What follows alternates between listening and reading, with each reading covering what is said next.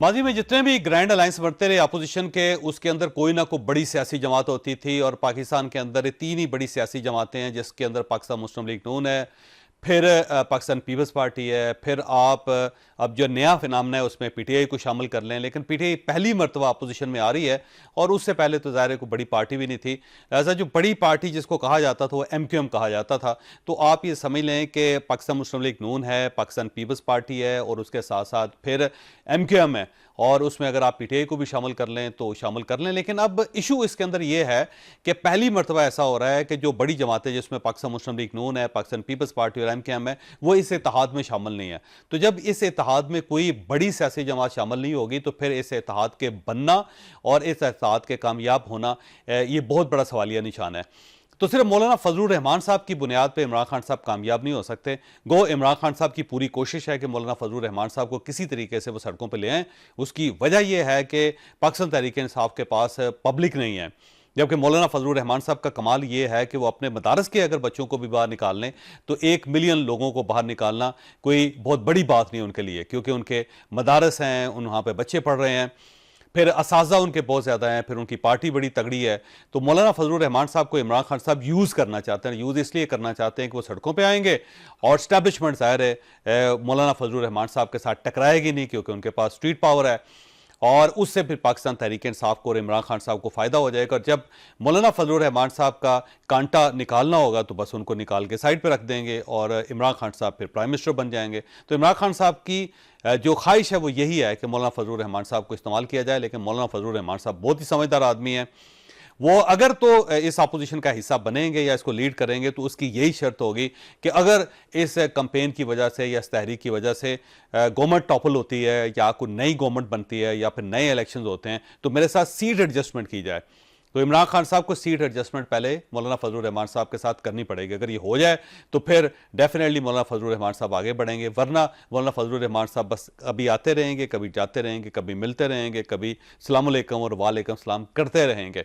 इसके अलावा वो आगे नहीं बढ़ेंगे, क्योंकि मौलाना फजलुर रहमान साहब खुद स्टेक होल्डर हैं खैबर पख्तूनख्वा के अंदर। तो अपना हाथ काट के वो इमरान खान साहब के हवाले क्यों करेंगे। तो मौलाना बहुत अच्छे स्मार्ट पॉलिटिशियन है। मेरा ख्याल ये है कि इमरान खान साहब को चाहिए कि मौलाना फजलुर रहमान साहब की यूनिवर्सिटी में दाखिला ले लें, कि वो बड़े चालाक और समझदार किस्म के सियासतदान हैं और उनके मुकाबले में इमरान खान साहब कुछ भी नहीं। देखिए, जो ग्रैंड अलायंस का सवाल है ये मेरा ख्याल है कि पिछले कुछ हफ्तों से मोस्ट आस्क्ड क्वेश्चन है, यानी सबसे ज़्यादा पूछा जाने वाला सवाल है। मौलाना फजलुर रहमान साहब इसका हिस्सा बनेंगे कि नहीं बनेंगे, ये मामला जो है वो किस तरह से होगा, ग्रैंड अलायंस बनेगा कि नहीं। देखिए, खुद मौलाना फजलुर रहमान साहब की गुफ्तगू अगर आपने हाल ही में उनका एक इंटरव्यू चला कुछ दिन पहले, उसके अंदर उन्होंने साफ और वाज़ेह लफ्ज़ों में कहा कि अप्रैल के मिडल में, यानी कि 20 अप्रैल के करीब जो है ईद के अब बाद जो है वो उनका इजलास होगा, और उस इजलास के अंदर जो जनरल काउंसिल है उनकी वो फैसला करेगी कि आया हमने इसके अंदर जाना है कि नहीं जाना, और फिर बाकी सारी बातें। तो अब देखिए, अगर अप्रैल में वो ये फैसला करते हैं, उसके बाद मई है,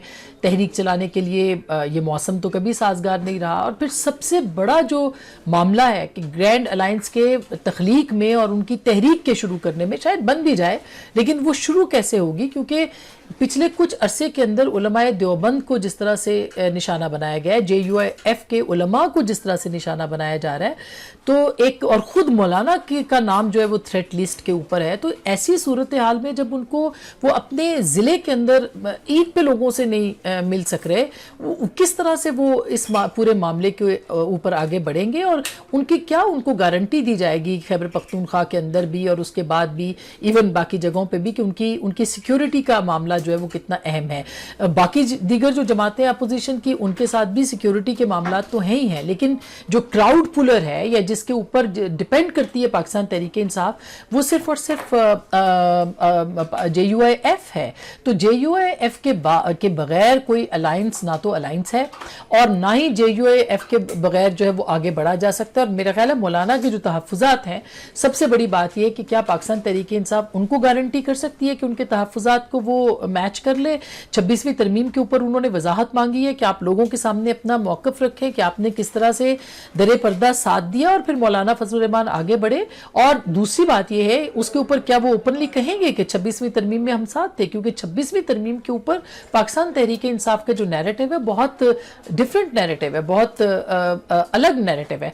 तो ये कुछ और भी तहफ़्फ़ुज़ात हैं उसके ऊपर पाकिस्तान तहरीक इंसाफ को मुतमईन करना है मौलाना को, उसके बाद बात आगे बढ़ सकती है। देखिए इसमें बड़ी चीज़ें अनडिसाइडेड हैं। ये तय होना कि इस अलायंस के TORs क्या होंगे, क्या वो नए इलेक्शंस की बात कर रहे हैं, क्या वो आइन की बालादस्ती की बात कर रहे हैं, क्या उसके अंदर स्पेसिफिक्स भी होंगी कि जी आइनी तरमीम वापस होगी 26वीं, क्या होगा।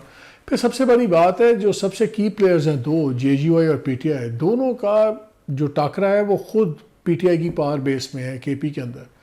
उसमें मेरा ख्याल है लॉन्ग टर्म बड़ा एक इम्पॉर्टेंट होगा कि आने वाले इलेक्शंस में क्या कौन किसको क्या गारंटीज़ देता है, क्या कोई पावर शेयरिंग फार्मूला होगा, क्या सीट शेयरिंग फार्मूला होगा। और अगर JUI एक एग्रीमेंट करती है इनके साथ, तो फिर JUI का और इस्टेब्लिशमेंट का इस वक्त जो blow hot blow cold relationship है उसका क्या बनेगा।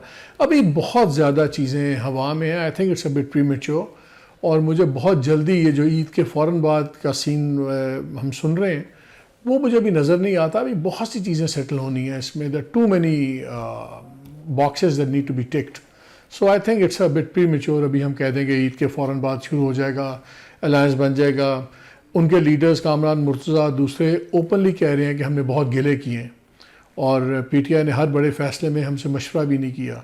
सो मिसट्रस्ट इनका आपस में बहुत ज़्यादा, कॉन्फ्लिक्ट ऑफ इंटरेस्ट भी है और मिसट्रस्ट भी है। सो ये अभी ज़रा it's easier said than done. देखिए मेरे ख्याल में मौलाना फजल रहमान साहब के लिए जो है अभी किसी भी ग्रैंड ऑपोजिशन का हिस्सा बन जाना बाकायदा तौर पे उसके लिए उनकी बड़ी कड़ी शराइत होंगी। अगर आपको याद हो 26वीं आईनी तरमीम की मंजूरी के लिए भी जो है उन्होंने वो अपना चंक ऑफ मीट जो है उन्होंने हुकूमत से उस वक्त लिया था।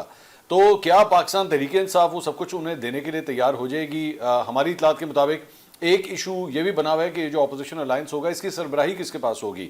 पाकिस्तान तहरीक इंसाफ ये चाहती है कि महमूद खान अचकजई साहब जो हैं उन्हें भी किसी ना किसी तरह एक सीनियर रोल जो है वो दिया जाए और साथ मौलाना साहब को भी दिया जाए, क्योंकि अगर पूरी गेम ही मौलाना साहब के हाथ में पकड़ा दी तो बड़ा अजीब लगेगा कि पाकिस्तान तहरीक इंसाफ जो है जो सबसे बड़ी अपोजिशन जमात है वो पीछे खड़ी हुई है और मौलाना साहब जो है उसको लीड कर रहे हैं। आपको याद होगा कि PDM की सरबराही भी मौलाना साहब ने अपने हाथ में रखी थी।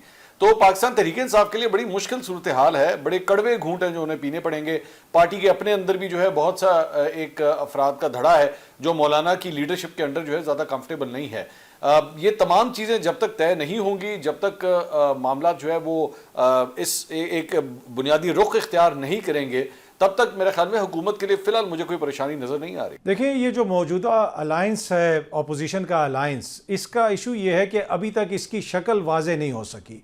जिस तरह मौलाना के हवाले से आपने क्वेश्चन किया कि क्या मौलाना इसका हिस्सा बनेंगे या मौलाना अलहदा रहेंगे, तो PDM का जो अलायंस था वो बिल्कुल वाजे था, उनके अहदाफ वाजे थे। वो इमरान खान साहब की हुकूमत का ख़ात्मा चाहते थे, नई हुकूमत बनाना चाहते थे। यहाँ पे बहुत सारे मामलात में अभी चीज़ें क्लियर नहीं हैं। मौलाना अगर तहरीक इंसाफ के साथ मिलते हैं, ये हुकूमत चली जाती है, उसके बाद मौलाना का क्या किरदार होगा, हुकूमत में उनको क्या हिस्सा दिया जाएगा, जब तक ये सारे मामला सेटल नहीं होंगे तब तक मुझे इस अलायंस की कामयाबी नज़र नहीं आती।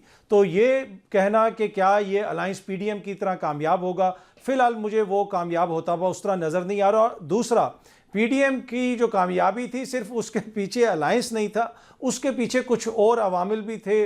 उस वक्त की इस्टेब्लिशमेंट की इमरान खान साहब के साथ जो ताल्लुकात में ख़राबी होना वो भी एक उसमें फैक्टर था। तो फ़िलहाल मुझे कोई ऐसी सिचुएशन नज़र नहीं आ रही। क्या मौलाना हुकूमत का हिस्सा बन जाएंगे? मुझे मौलाना हुकूमत का हिस्सा बनते हुए भी इस वक्त नज़र नहीं आ रहे। मौलाना जिस पिच के ऊपर इस वक्त खेल रहे हैं, मुझे ये लगता है कि आने वाले चंद महीनों के दौरान मौलाना इसी लाइन और लेंथ के ऊपर आपको सियासत करते हुए नजर आएंगे। वो कहते हैं ना कि there's many a slip twixt the cup and the lip. तो अभी तो ये हनूज दिल्ली दूरस्त, मैं नहीं समझती कि ऑपोजिशन का कोई ग्रैंड अलायंस बन सकता है। ये मेरा एनालिसिस है, क्योंकि आप जब कुछ हिस्टोरिकल फैक्ट्स को देखते हैं और कुछ पॉलिटिकल ट्रेंड्स को देखते हैं, पॉलिटिकल बिहेवियर्स को देखते हैं, तो पिछले 2-3 महीनों से कोशिश हो रही है कि ऑपोजिशन का ग्रैंड अलायंस बनाया जा सके, लेकिन उसमें एक बहुत बड़ा मिसट्रस्ट है बिटवीन PTI एंड JUI फे। उसकी बहुत सी वजूहात है, वो आप भी जानते हैं, मैं भी जानती हूँ, कौम का बच्चा बच्चा जानता है। और सबसे बड़ा उसमें एलिमेंट ये है कि खैबर पख्तूनख्वा एक familiar and similar political battle ground है बिटवीन पीटीआई एंड जेयूआईफे। तो वो चीज़ें जब सॉर्ट आउट नहीं हो सकती तो मेरा नहीं ख्याल कि मौलाना फजलुर रहमान अपोजिशन के ग्रैंड अलायंस का बाकायदा बाज़ाब्ता हिस्सा बन जाएंगे या पीटीआई के साथ एक स्टेज पे आ जाएंगे या एक कंटेनर